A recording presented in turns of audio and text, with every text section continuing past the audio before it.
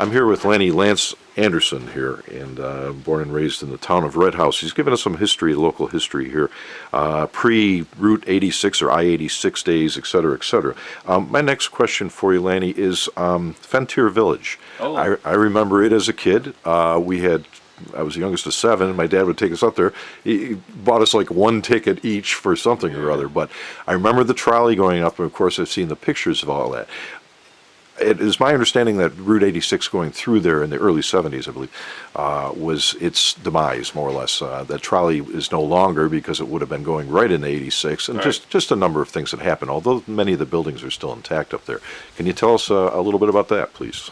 Yeah, I can share a bit of history about Frontier Village. Of course, I'm not one of the Fenton families, but was close to their dad at that time, Ned, who had hired me to be a drummer in the stage band. Oh, no at kidding. the Red Garter Saloon. So I played in the stage band 4 shows a day. We would do 7 days a week throughout the whole summer. So you'd start out in around Memorial Day, and you'd go up to Labor Day, with the shows being every day. Between the shows, between the Red Garter shows, I would go backstage after we do a show and put my cowboy uniform on and with my boots and my hat and things. Of course, I wasn't quite as big as I am today, but was able to fall off the roof, and had one of the kids had showed me or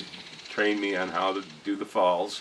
And throughout the last couple of years, I did a double fall from over the Red Garter down onto one of the roofs, and then from the roof down onto the ground.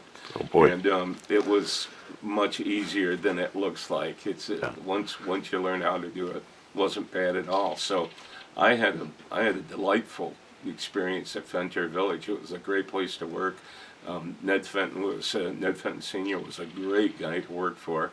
And it was just really cool. There was a lot of people up there all the time. It was beautiful. You could overlook the whole city of Salamanca and down toward the reservation and things. And it was just a cool place to be, especially if I think at the time I was in my late teens, and it was a lot of fun to be up there.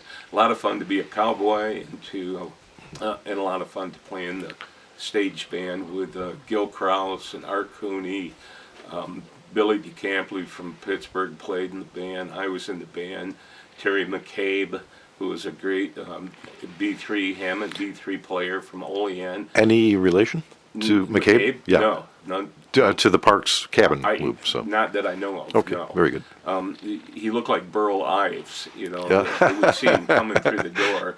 And we say, "Oh, Burl Ives is here. He's going to play with us today," and that was really good because he was a great musician and a great V3 player, and so it was a lot of fun playing the shows and then doing the afterwards, going out and doing the acts outside off the roof, and the sheriff and the whole deal there of what Frontier Village was really about, about the golden days of the cowboy era.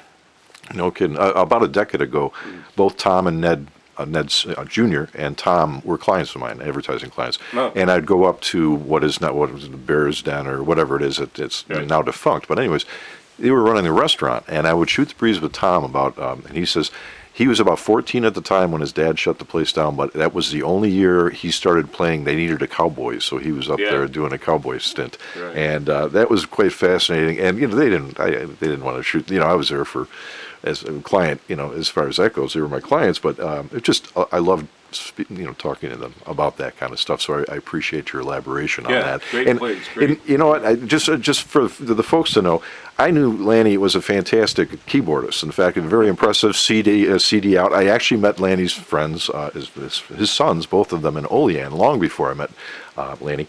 And this is the first time I knew that I found out you were a drummer as well. So that's fantastic. Started out as a drummer. Yeah. And I think at the time I was in high school, and the band director introduced me one day. He said, we have a new guy here, and he said he's the only guy in the high school band who is a professional, and he actually gets paid for playing.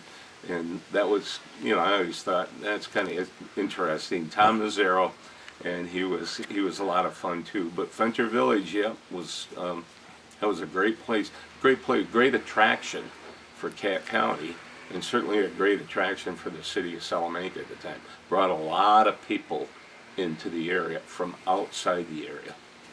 Okay, we're gonna conclude this in the interest of brevity on the films, and pick it up in our next segment here. Thanks, Lanny.